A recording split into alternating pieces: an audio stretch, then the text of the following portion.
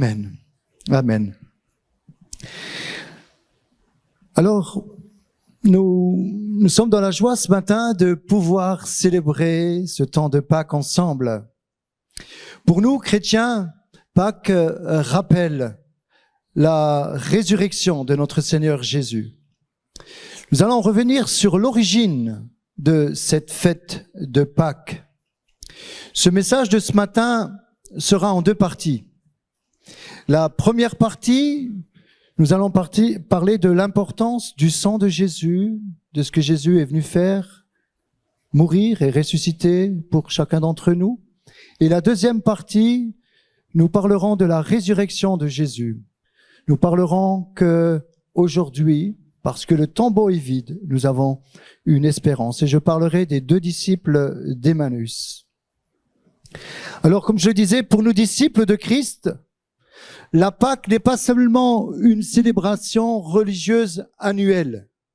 On n'attend pas le dimanche de Pâques pour célébrer la Pâque.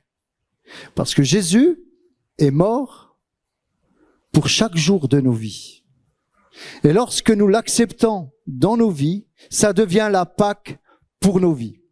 La Pâque vient de cette traduction latine en grec, Pessach. Pessach veut dire passage, passer d'un état à un autre. Passer de l'esclavage à la liberté. Voilà ce qu'est Pessach. Alors, je rappellerai comment Dieu lui-même a instauré cette fête de Pâques. C'est à l'origine une fête, comme je disais, ordonnée par l'Éternel.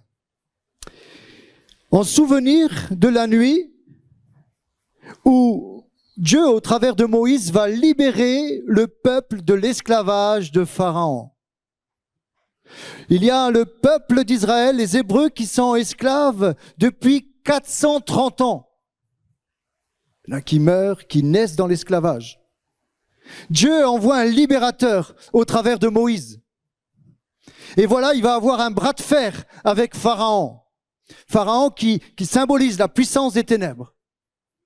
Pharaon ne veut pas lâcher le peuple hébreu qui lui fabrique des belles briques pour construire ces belles pyramides et ces sarcophages et tout ce que vous voulez avec, qui va abriter ces sarcophages. Et voilà que Dieu dit à Moïse, libère mon peuple. Mais voilà que Moïse, lui qui était à la cour de Pharaon, je rentrerai pas dans toute cette histoire, il dit, moi, si je vais vers Pharaon, il va me remballer. Si je vais vers Pharaon, qu'est-ce que je vais lui dire? Dieu lui dit, tu lui diras, c'est je suis qui t'envoie. Tu diras à Pharaon qu'il laisse et qu'il libère mon peuple. Pharaon dit, oh, tu crois rêver ou quoi, Moïse? Oh, où tu te crois là? Qui c'est qui va me faire les briques? Et voilà le bras de fer. Dieu dit à Moïse, première chose, Dieu dit à Moïse, voilà, tu vas envoyer les 10 plaies d'Égypte, une après l'autre, et au fur et à mesure, Pharaon va endurcir son cœur contre Moïse. Et dès qu'il y a ces premières plaies, Pharaon durcit et essaye de mettre le peuple contre Moïse. Pharaon va dire, ah, c'est comme ça Moïse, tu vas voir. Alors maintenant, le peuple va se faire lui-même sembler. C'est lui-même qui va cultiver en plus dans ses heures supplémentaires. Le peuple commence à s'inquiéter, à se durcir, dit, mais Moïse, tu dois nous libérer et à cause de toi, notre tâche est encore plus dure. Premier parallèle de nos vies. Des fois, lorsque Dieu veut agir dans notre vie, au départ, souvent, ça commence plus ou moins mal. Et on se dit, mais comment que ça se fait que Dieu agit de cette façon-là dans ma vie? Au lieu de trouver la paix, c'est l'esclavage. En réalité, Dieu est en train de donner une leçon. Il est en train de vouloir faire réaliser au peuple que nous avons un Dieu tout-puissant et qui va vaincre la puissance de Pharaon. Très rapidement, j'ai pas trop le temps de m'étendre là-dessus, on arrive à la 10e plaie d'Égypte. La 10e plaie, Dieu va dire à Moïse, maintenant, Pharaon va laisser aller le peuple. Pour cela, nous allons faire la Pâque. Voilà l'instauration de la Pâque. Vous mettrez sur le linteau des portes du sang, comme vous pouvez le voir. Lorsque l'ange exterminateur verra le sang sur le linteau des portes, il passera outre. C'est cela la Pâque. Pessach, passer outre. Ensuite, il va avoir la mort des premiers-nés. Et tous ceux qui avaient, même des Égyptiens, qui avaient cru à cette parole, sont venus dans des maisons des Juifs et ont trouvé la vie. Ils ne sont pas morts. Et ensuite, le peuple va partir, va traverser la mer Rouge, et Dieu va instaurer cette fête en disant, voilà, vous rappellerez chaque année la Pâque. Et là, je vais plus vite. Le 14 Nissan. Le 14 Nissan, dans cette date juive, c'est la première année, le premier mois sacré ou le 7e mois civil. À cette période du 14 Nissan, c'était à cette période-là que il y a eu donc ce linteau sur le sang des portes et que le peuple est parti avec Moïse. Et à cette même date, Jésus est mort sur la croix. C'est le calendrier, le timing de Dieu. Pour dire, voilà, à la Pâque, il y a une nouvelle Pâque avec une nouvelle dimension, un nouvel écho, une nouvelle alliance. Cette Pâque nous parle d'une façon claire que cet agneau pascal que l'on immolait à la Pâque et qu'au travers de son sang qui a été répandu sur le linteau des portes, nous parle de Jésus qui est l'agneau de Dieu qui a donné sa vie pour nous réconcilier avec Dieu. Et Jean-Baptiste, lorsqu'il va voir Jésus passer, il va dire, voilà, voici l'agneau de Dieu qui ôte le péché du monde. Jésus était sans péché, comme les agneaux qui étaient pris pour le sacrifice devaient être sans péché. Lorsqu'il naissait à Bethléem, je l'avais dit la dernière fois, dans cette maison du pain, il y avait des Kohanim. Il y avait des rabbins qui étaient spécialisés pour regarder les agneaux lorsqu'ils naissaient. Et s'il n'y avait pas de défaut dans ces agneaux, ils disaient, cet agneau est sans tache, il est bon pour le sacrifice au temple. De la même manière, Jean-Baptiste, en voyant Jésus, va dire, voilà, ça c'est la même chose. Voici l'agneau de Dieu qui ôte le péché du monde, parce que Jésus était sans péché. Le sang de Jésus est pur. Les prophètes vont annoncer que c'est par Marie, cette Vierge, qu'elle va concevoir par le Saint-Esprit. Beaucoup de prophéties vont s'accomplir à ce sujet. Alors, j'ai fait quelques recherches. Le sang de Marie n'a pas été dans le sang de Jésus, n'est pas rentré dans le fœtus de Jésus. Simplement, avec les avancées aujourd'hui de la science, nous pouvons comprendre quelque chose. Il y a un filtre entre la mère et le fœtus, le placenta. Le placenta permet au fœtus de se développer. Le placenta a une surface d'échange entre la mère et le fœtus. Vous pouvez voir sur ce plan qu'il y a cet échange qui s'opère au travers du placenta. Le placenta, en réalité, est fabriqué par la mère et par le fœtus et va permettre au sang fœtal et au sang maternel de fabriquer une barrière essentielle entre. Si le sang se mélangeait, il l'identifierait comme un intrus et l'attaquerait entre la mère et le fœtus. Il y a cette barrière cellulaire extrêmement fine qui sépare les deux flux sanguins. J'ai pris une petite note sur un cours d'SVT. Voilà ce que dit cette note. C'est l'organisation du placenta et déroulement des échanges. Au travers de cela, ça identifie que Jésus vraiment a été fait par le Saint-Esprit et né par l'action du Saint-Esprit. Mais nous sommes en 2025 après Jésus-Christ. Jésus-Christ n'est pas né à l'an zéro. Jésus-Christ est de toute éternité parce qu'il est Dieu. Et c'est seulement dans cette année 0 ou 4 ou 5, qu'importe, qu'il est venu dans un corps semblable au nôtre. Mais Jésus est de toute éternité. Et lorsque Jésus va mourir, c'est son corps qui va passer par la mort, comme cet agneau qui va prendre sur lui la justice. Mais son esprit et son âme de Jésus est resté en vie. Dieu ne peut pas mourir. Alors voilà ce qui authentifie encore au travers de cette avancée scientifique. Le fœtus, tu peux mettre l'autre photo avec la maman. Le fœtus est relié au placenta par un cordon ombilical qui contient les vaisseaux sanguins. 2 artères fœtales transportent le sang du fœtus vers le placenta. Et une veine transporte le sang du placenta vers le fœtus. Il n'y a jamais de mélange possible entre le sang maternel et le sang du fœtus. Le sang de la mère arrive au placenta par une artère et en repart par une veine. La présence d'une fine membrane entre le sang de la mère et celui du fœtus permet les échanges sans que leur sang ne se mélange. Amen. Jésus est Dieu, Jésus est saint. Dieu a utilisé Marie, cette femme pieuse, pour donner la vie, pour que Jésus puisse prendre un corps semblable au nôtre. Mais si Jésus est venu naître, c'était pour une mission bien précise, c'était de mourir pour nous réconcilier avec Dieu. Les 4 évangiles nous parlent de la mort de Jésus. Seulement Luc, un peu Marc, mais Luc nous parle de la naissance de Jésus. Pourquoi? Parce que l'accent est sur la mort. Mais la bonne nouvelle de ce matin, c'est que Jésus a été mis dans le tombeau. On va voir lorsque il va être crucifié. Je me suis permis de mettre quelques photos là où Jésus a été crucifié sur le mont Golgotha. Ça vous permet aussi de voir. Voici l'endroit.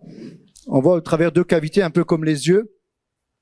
Cela est appelé lieu du crâne, tout simplement parce que le mont Golgotha avait la forme d'un crâne.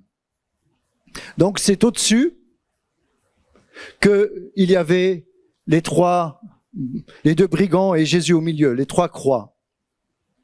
C'est à cet endroit-là que Jésus a été crucifié. Alors il faut savoir que la crucifixion, c'était un moyen de mettre à mort les criminels, les brigands. Qu'est-ce que Jésus faisait là? Jésus s'est identifié. Jésus a été rejeté. Il a perturbé les Juifs de l'époque, les pharisiens, les religieux de l'époque, parce qu'il a porté quelque chose de nouveau, une nouvelle dimension. Et ce matin, peut-être pour ta vie, tu as une habitude avec ta religion. Jésus n'est pas venu apporter une nouvelle religion évangélique. Il est venu vous apporter une relation directe avec le Père. Et donc, Jésus va guérir les malades. Il va même ressusciter les morts. Il va nourrir la foule.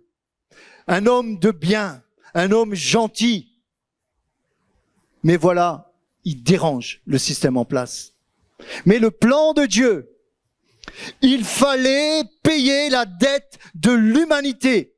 Cette dette qui a été contractée par Adam et Ève dans le jardin d'Éden, pardon. Dans ce jardin d'Éden, qu'est-ce qu'il y a eu? Il y a eu la tentation. Le serpent, le diable est rentré dans le serpent, comme un démon peut rentrer dans des personnes ou dans des animaux. Ça existe. C'est une réalité dans laquelle nous sommes confrontés. Le diable va rentrer dans le serpent et va tenter Adam et Ève. Dieu leur avait dit, vous pouvez tout toucher dans ce jardin, mais vous ne toucherez pas à l'arbre de la connaissance du bien et du mal. Et Satan va commencer à parler. Et voilà la tentation. Regarde le fruit. On parle de la pomme. La Bible ne parle pas de la pomme, hein. Mais une chose est sûre, c'est que nous avons les pépins aujourd'hui. Adam et Ève vont se faire tenter. Ils vont prendre de ce fruit. Et là, au même moment au même moment qu'il prend le fruit, il va enfreindre une loi spirituelle où le mal, à ce moment-là, va rentrer dans le monde. C'est la revanche de Lucifer qui était dans le ciel, un ange. Il y avait ces 3 chérubins, l'archange Michel, l'archange Gabriel et l'archange Lucifer. Mais Lucifer, à cause de son orgueil, a voulu prendre la place de Dieu dans le ciel. Et voilà que Dieu va le précipiter sur la terre. Et lorsqu'il est précipité sur la terre, il va prendre avec lui des anges qui vont devenir des anges déchus. Et là, voilà, comme Satan a voulu être adoré dans le ciel, ça n'a pas marché, il vient sur cette terre pour chercher des adorateurs. Et là, il rentre dans le jardin, il dit, c'est bon, j'ai gagné. Mais Dieu avait déjà un plan. Dieu avait déjà un plan de terrasser l'ennemi et de lui donner son jugement. En réalité, Adam et Ève vont prendre de ce fruit, le mal va rentrer. C'est pour ça qu'aujourd'hui, nous avons la maladie, nous avons la malédiction, nous avons les mauvaises herbes, nous avons toutes ces choses. C'est tout simplement à cause d'une désobéissance. Mais Dieu va dire, voilà, Adam a péché avec Ève. Maintenant, il faut un second Adam. Quelqu'un qui est sans péché.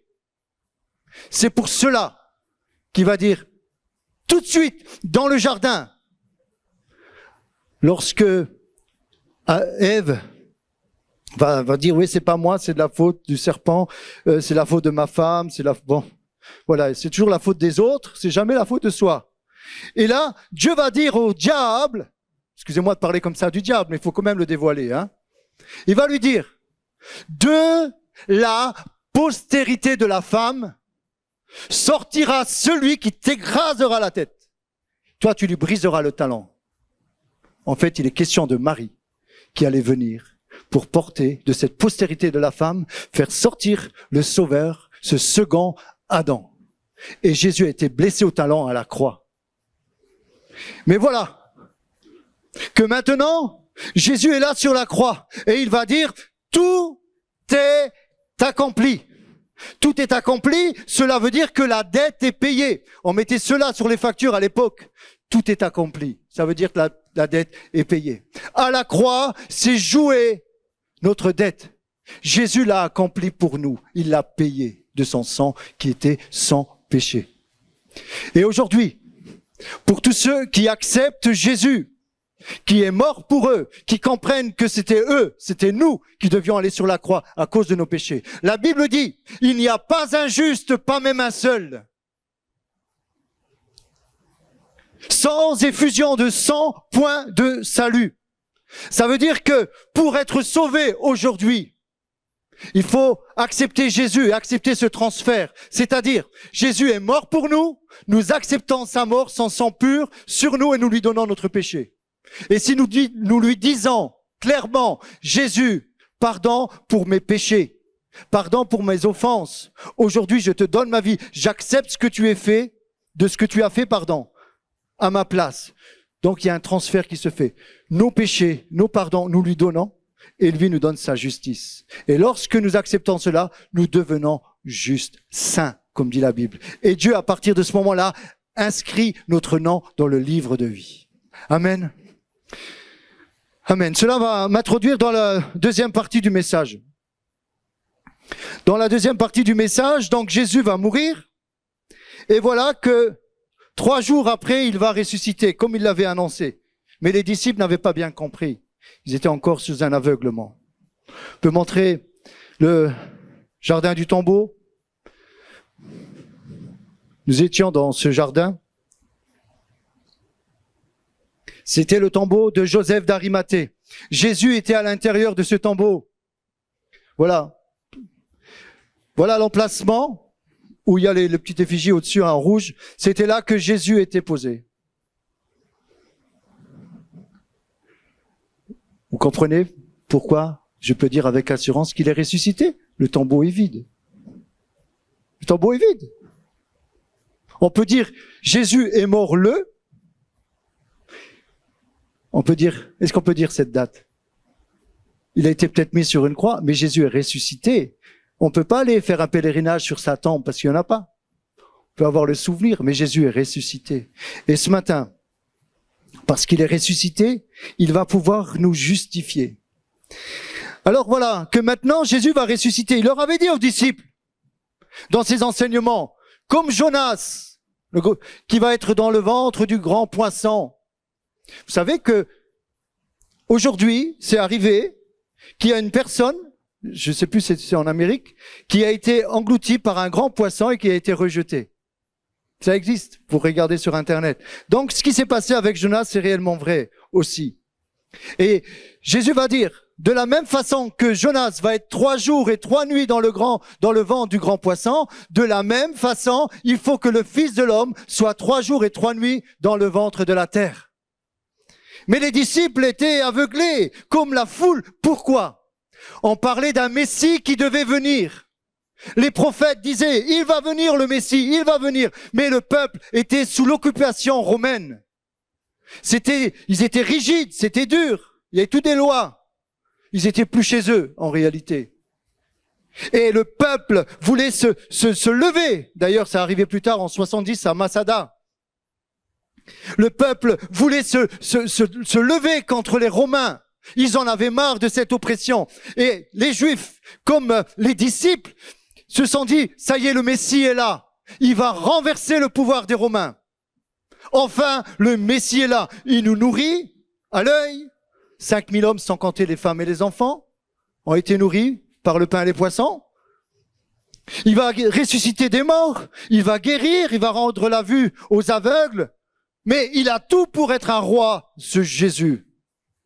Et donc, même les disciples avaient une conception de ce Messie comme celui qui allait renverser par la force le pouvoir des Romains. Et donc, comme Jésus ne l'a pas fait de la façon qu'eux le croyaient, parce qu'ils n'avaient pas bien compris le message, que Jésus était venu instaurer un royaume d'amour, et que ce n'était pas par la force qu'il allait renverser le pouvoir des Romains, c'était par l'amour. Et voilà que maintenant, on met Jésus dans le tombeau, et les disciples se disent, ça y est, dans le tombeau, il n'y a pas seulement Jésus, il y a aussi notre espoir qui y est. On n'a plus d'espoir. On pensait que c'était lui qui allait nous délivrer, mais voilà. Franchement, on avait pourtant espoir en lui. Mais Jésus nous avait enseigné plein de choses. Ça aurait été tellement bien qu'il ne soit pas mort. Il n'avait pas compris le plan de Dieu. Et on va faire cette première lecture, si vous voulez bien. Dans l'évangile de Luc 24, de 13 à 34.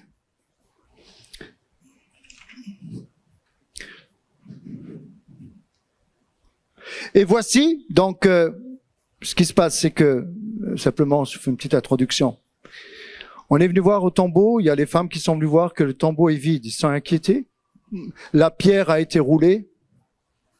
Le tombeau est vide. On ne sait pas ce qui s'est passé. On se souvient plus des paroles de Jésus. Malheureusement, c'est l'incrédulité qui a pris le dessus. Donc, le tombeau est vide, mais il tilte pas encore que Jésus est ressuscité. Pourtant, il l'avait dit plusieurs fois. Et là, ces femmes vont pour embaumer le corps. Et là, le matin d'aujourd'hui, de Pâques, elle voit le tombeau libre, vide, et elle rentre, et elle se dit, mais il n'est pas là. Et elle commence à se dire, mais il n'avait pas dit. Alors, elles vont courir le dire aux disciples, il est ressuscité. Pierre et Jean vont courir là où ils étaient pour aller voir dans le tombeau si c'était vrai. Oh, des fois, nous aussi, nous sommes comme ces disciples. À un certain moment, nous sommes incrédules. Nous ne croyons pas, et moi le premier, nous ne croyons pas aux promesses de Dieu. Dieu a dit qu'il a un plan pour ta vie et nous, on n'y croit pas. Et voilà que là, les disciples font la course, Pierre et Jean. Ils vont voir, ils vont constater que le tombeau est vide. Et là, nous arrivons à ce passage avec les 2 disciples d'Emmaüs. Et voici, ce même jour, 2 disciples allaient à un village nommé Emmaüs, éloigné de Jérusalem de 60 stades, 11 kilomètres environ. Et ils s'entretenaient de tout ce qui s'était passé. Pendant qu'ils parlaient et discutaient, Jésus s'approcha et fit route avec eux. Mais leurs yeux étaient empêchés de le reconnaître. Il leur dit, « De quoi vous entretenez-vous en marchant pour que vous soyez tout tristes ?» L'un d'eux, nommé Cléopas, lui répondit à Jésus, « Es-tu le seul qui, séjournant à Jérusalem, ne sache pas ce qui est arrivé ces jours-ci ?» Quoi ? Quoi ? Leur dit-il. Jésus dit, qu'est-ce qui est arrivé ? Je suis pas au courant, dites-moi. Et lui répondirent, ce qui est arrivé au sujet de Jésus de Nazareth, qui était un prophète puissant en œuvre et en parole devant Dieu et devant tout le peuple. Et comment les principaux sacrificateurs et nos magistrats l'ont livré pour le faire condamner à mort et l'ont crucifié. Nous espérions que ce serait lui qui délivrerait Israël. Mais avec tout cela, voici le 3e jour que ces choses se sont passées. Il est vrai que quelques femmes d'entre nous nous ont fort étonnés, s'étant rendues de grand matin au sépulcre, et n'ayant pas trouvé son corps, elles sont venues dire que des anges leur sont apparus et ont annoncé qu'il est vivant. Quelques-uns de ceux qui étaient avec nous sont allés au sépulcre et ils ont trouvé les choses comme les femmes l'avaient dit. Mais lui, ils ne l'ont point vu. Alors, Jésus leur dit, « Ô homme, sans intelligence et dans le cœur élan à croire tout ce qu'ont dit les prophètes, ne fallait-il pas que le Christ souffrit ces choses et qu'il entrât dans sa gloire ?» Et commençant par Moïse et par tous les prophètes, il leur expliqua dans toutes les Écritures ce qui le concernait. Lorsqu'ils furent près du village où ils allaient, il parut vouloir aller plus loin. Mais ils le pressèrent en disant « Reste avec nous, car le soir approche. Le jour est sur son déclin. » Et il entra pour rester avec eux. Pendant qu'il était à table avec eux, il prit le pain. Et après avoir rendu grâce, il le remplit et le leur donna. Alors, leurs yeux s'ouvrirent, et ils le reconnurent, mais il disparut devant eux. Amen. Ce matin, on pourrait tous s'identifier à ces 2 disciples d'Emmaüs. Voilà que leur espoir est resté dans le tombeau. Ils ont du mal à comprendre ce qui s'est passé avec Dieu, avec Jésus. Tous ces enseignements, peut-être c'est notre cas ce matin, c'est un petit peu flou les choses de Dieu. Ce que tu lis dans la Bible, c'est peut-être un peu flou pour toi. Tu dis, mais moi je prie, je veux que Dieu vienne dans ma vie et il ne vient pas. Et je suis tout triste. Alors voilà, ces 2 disciples pensaient que Dieu allait intervenir d'une certaine façon, et comme ça s'est pas fait de la façon que Dieu devait intervenir, parce que des fois on demande à Dieu d'intervenir d'une certaine façon, ils sont tristes, ils perdent leur espoir, leur zèle, leur mission, et ils sont tristes. Et voilà, ils partent de Jérusalem pour Emmaüs, 11 kilomètres. Imaginez ces 11 kilomètres à pied. Vous savez, quand on est triste, quand on n'a pas le moral, 1 kilomètre, on a l'impression que c'est 10 kilomètres. Vous savez, les pieds sont lourds. On est dégoûté. On n'a plus de force. Peut-être ce matin, tu retournes vers le monde, vers d'autres choses parce que tu as été déçu par Dieu. Du moins, tu crois que c'est Dieu qui t'a déçu. Peut-être que tu es triste à cause d'une situation où tu n'as pas l'exaucement de prière. Peut-être tu es là, tu as donné des ultimatums à Dieu en lui demandant de venir intervenir dans ta vie et il n'y a rien qui se passe. Alors voilà ces 2 disciples. Il y a Cléopas, l'autre on ne connaît pas son nom. Ils vont marcher. Ils vont être tristes. Leur espoir est parti.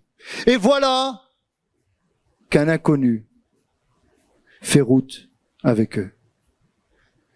Cet inconnu ne se révèle pas tout de suite.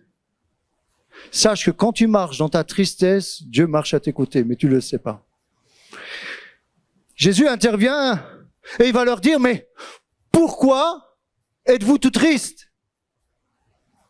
Dieu nous pose cette question ce matin. Si tu comprends réellement la Pâque, tu n'es plus triste. Parce que tu as une solution dans ta vie, tu as une espérance, tu sais que Dieu va intervenir dans ta vie. Mais lorsque tu n'as pas cette espérance, tu es triste. Pourquoi? De quoi vous entretenez-vous? Quelles sont nos discussions aujourd'hui sur la foi? Est-ce que tu tires vers le haut ou vers le bas? Moi, je suis triste. Je suis dans une situation, que ce soit économique, que ce soit financière, que ce soit sentimentale, que ce soit physique, je suis triste. Jésus dit, mais pourquoi tu es triste? Jésus, ils vont pas dire Jésus, ils ne connaissent pas. Des fois, honnêtement, ça a été mon cas. Est-ce qu'on lui dit pas à Dieu, Dieu, tu es le seul qui sait pas ce que je vis? Il y a tout le monde qui le sait dans l'église et toi, tu le sais pas? Pourquoi tu n'interviens pas? Pourquoi tu n'interviens pas dans ma vie? Es-tu le seul? De quoi vous entretenez-vous? Et Jésus dit alors, dites-moi, de quoi vous parlez en chemin? Et il dit, mais alors toi, Jésus, tu sais, toi l'inconnu, pardon, tu ne sais pas ce qui s'est passé à Jérusalem. Mais tu ne sais, mais franchement, tu pourrais regarder les infos, hein. Aujourd'hui, tu as une application, hein, tu as les infos 24/24. Tu es le seul qui ne sait pas ce que je vis. Jésus va rentrer dans notre jeu. Jésus nous attend dans sa présence. Et Jésus nous pose une question. Dis-moi, mon enfant, qu'est-ce qui va pas? Qu'est-ce que tu vis? Ah, tu sais pas? Pourtant, bon, ça on le sait après, hein, que Dieu il dit dans nos cœurs. Mais là, pour l'instant, ils ne le savent pas. On pensait que Jésus, lui, allait renverser le pouvoir des Romains, qu'il allait venir avec ses anges, qu'il allait les terrasser, qu'il allait tous les tuer. En réalité, c'est ça que ça veut dire. Nous, on en avait marre des Romains, on en a toujours marre. C'est trop dur ce qu'ils nous font subir. Et on avait mis notre espoir dans ce Jésus. En plus, il faisait des miracles. Ça aurait été tellement bien qu'il aille jusqu'au bout de sa mission, Jésus. Jésus a été au bout de la mission, en mourant sur la croix. C'est là qu'il faut comprendre ce qu'est la Pâque ce matin. La Pâque, c'est la mort. Il faut passer par la mort pour qu'il y ait une résurrection. La Pâque, c'est la mort et la résurrection. Tu peux pas t'arrêter qu'à la mort. Comme certaines religions, où ils vont faire des pèlerinages devant des tombeaux, que ce soit Bouddha ou autre, parce qu'ils sont morts. Mais notre espérance, c'est qu'il est ressuscité. Et là, ils sont tout tristes, leur pas est pesant. Jésus leur explique. Il dit, mais homme, femme, sans intelligence, et dans le cœur, est lent à croire tout ce qu'ont dit les prophètes. Est-ce que des fois nous ne sommes pas lents à croire tout ce que nous dit la Bible parce que nous en tenons une couche, et moi le premier, parce que nous sommes tellement imprégnés de nos problèmes, de notre tristesse, de notre perspective qui est limitée à un tombeau. Et des fois ça pue dans nos vies. Vous avez déjà assisté, je pense, quand on va à la morgue. Vers la fin, on commence à sentir des petites odeurs. Mais imaginez dans ces pays où il faisait chaud, l'odeur qui commençait à sentir là quand il y avait un mort, ça sentait mauvais. Et là, maintenant, Jésus, il va les reprendre. Et va dire, mais allez, je vais vous expliquer. C'est pour cela que nous faisons un tour de la Bible avec l'Église où nous faisons un message sur chaque livre de l'Ancien Testament, mais même du Nouveau après, où on arrive à trouver Jésus dans toutes les Écritures. Ça vient de là. Jésus va dire, il va parler de Moïse et des prophètes, et il va dire que Moïse et les prophètes parlent de Jésus, parlent de lui. Au travers de la Pâque, il parlait de Jésus comme préfiguration. La Pâque, sur le linteau des portes, le sang qui était mis sur le linteau des portes, c'est une préfiguration de Jésus qui allait verser son sang et le mettre, pour ceux qui le veulent, sur le linteau de nos vies. C'est l'ombre des choses à venir. Et Jésus va expliquer. Et là, les disciples d'Emmaüs, ils commencent à comprendre. Mais ils sont tristes. Et voilà que maintenant, ils arrivent au bout, ils arrivent près de chez eux. Après 11 kilomètres, fatigués.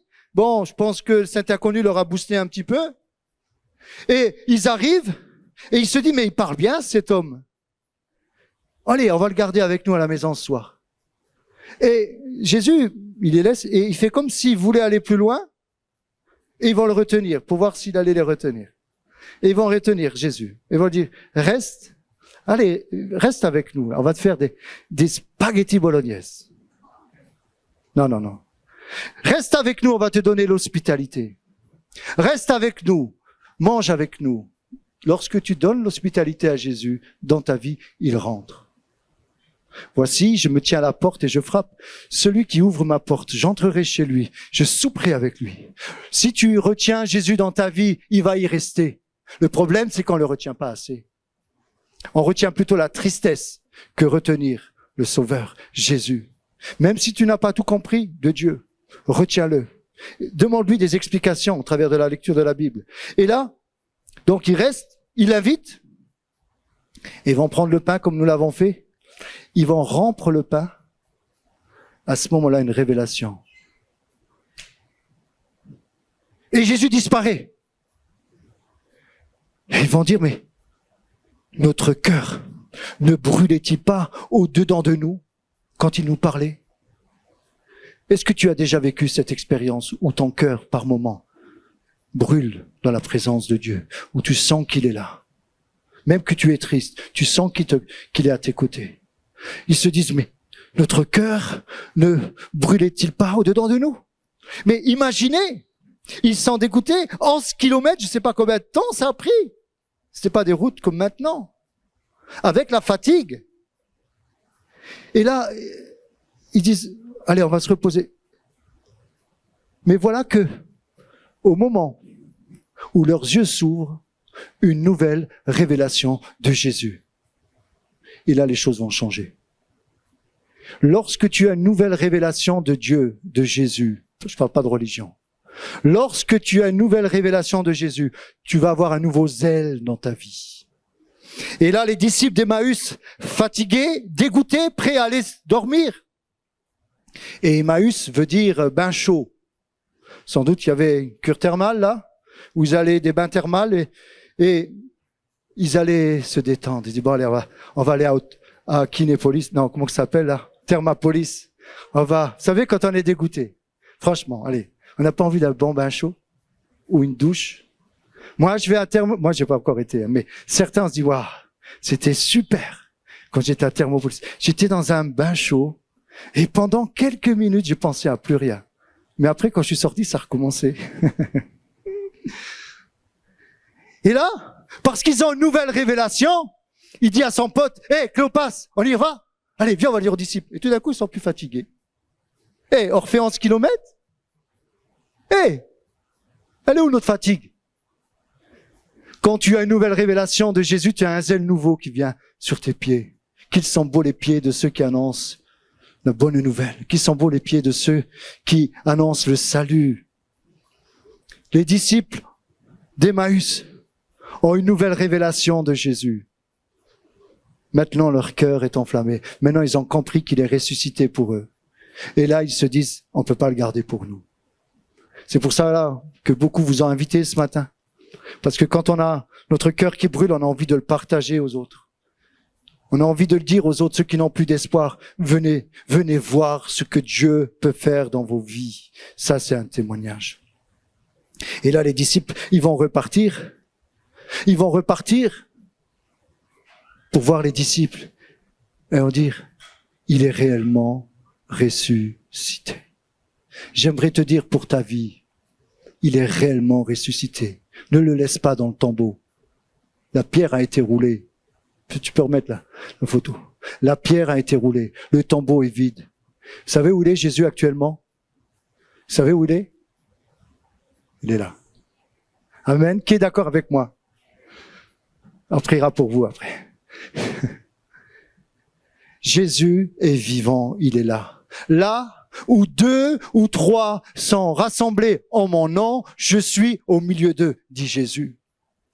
Si tu acceptes que le tombeau est vide, ça sera ta Pâque aujourd'hui. si tu acceptes aujourd'hui ce Jésus qui est ressuscité et qui a tout pouvoir dans ta vie, si tu commences à lui parler cœur à cœur, chez toi, dans ta chambre, je parle même pas d'église, d'ailleurs on n'est pas dans une église ici, du moins, l'église c'est le bâtiment. L'église, c'est les frères et sœurs en réalité, mais nous on parle d'église en parlant du bâtiment. Moi j'ai vécu de grandes expériences dans ma voiture. J'ai vécu de grandes expériences dans ma chambre. Là où il y a un cœur ouvert, c'est comme si le tombeau était ouvert. Et la vie rentre à l'intérieur. Il y avait les lumières. Alors, je termine avec tu peux mettre l'arche de l'alliance. Écoutez bien. Je disais que l'Ancien Testament, c'est l'ombre des choses à venir. Dieu va dire à Moïse de faire un tabernacle suivant le modèle qu'il y a dans le ciel. Donc, Moïse, lorsqu'il va sortir d'Égypte, il va aller sur le mont Sinaï et Dieu va lui donner la feuille de route et il va lui donner la description du tabernacle et il va lui donner une vision. Tu peux mettre le tabernacle, voilà. Et dans la vision que Moïse va avoir, il va voir le tabernacle avec les instruments. Et Dieu va dire à Moïse, Moïse, tu vas faire d'après le modèle que je vais te montrer. Et dans ce modèle, il y aura l'arche de l'alliance. L'arche de l'alliance qui symbolise la présence de Dieu. Ça, c'était dans le lieu très saint. Donc, on en a parlé récemment, il y avait le parvis, le lieu saint et le lieu très saint. Et dans le lieu très saint, il y avait l'arche de l'alliance. Et le souverain sacrificateur, le grand prêtre, venait une fois par an, avec le sang des animaux, le poser sur le propitiatoire, sur ce couvercle, pour le pardon du peuple. Donc, une fois par an, il était autorisé d'aller dans la présence de Dieu, là où il y avait la gloire de Dieu, et il déposait du sang. Ce sang nous parle, cette préfiguration de Jésus. Amen. Vous me suivez jusque-là? Et là, je termine. Voilà que maintenant, Jésus est ressuscité. Et lorsqu'il sort du tombeau, il y a les femmes qui sont là. Et il va leur dire, ne me touchez pas, car je suis pas encore été vers mon Père. Je n'ai pas encore été vers mon Père. Jésus, ils le reconnaissent pas tout de suite, que c'est Jésus. On parle de Marie de Magdala, on parle des femmes, et là il dit, ne me touchez pas, je suis pas encore monté vers mon Père. Et là, Jésus va monter vers son Père. Vous savez ce qu'il va aller faire? Il va prendre de son sang et il va le mettre sur le tabernacle, sur le propitiatoire. Tout est accompli. C'est pour cela qu'aujourd'hui, lorsque nous acceptons le sang de Jésus, ce qu'il a fait pour nous, nous sommes réellement libres, quels que soient les péchés de ta vie, quels que soient les liens spirituels de ta vie. J'aimerais te dire, nous avons une possibilité de victoire par la croix. C'est par ces meurtrissures que nous sommes guéris. C'est par ces meurtrissures que nous sommes sauvés. Aujourd'hui, ce matin, je terminerai là-dessus. Et ensuite, je termine avec ça, pardon. Donc, il va mettre le sang sur le tabernacle éternel dans le ciel. Il va revenir. Et là ensuite, il va voir ses copains, dont un qui s'appelle Thomas. Thomas, viens. Viens ici, Thomas. Oui, mon maître, qu'est-ce qu'il y a? Ça veut pas dire quelque chose? Mets tes mains dans mes trous. Ne sois pas incrédule, Thomas. Et Jésus va dire, heureux ceux qui croient sans voir. Souvent, il y a une clé pour nous. On veut voir et après croire. Tant que tu persévères avec ça, persistes avec ça, tu passeras à côté. Parce que c'est Dieu qui est Dieu, pas nous. Si c'est Dieu qui donne les règles. Dieu dit, tu t'humilies et je t'élèverai.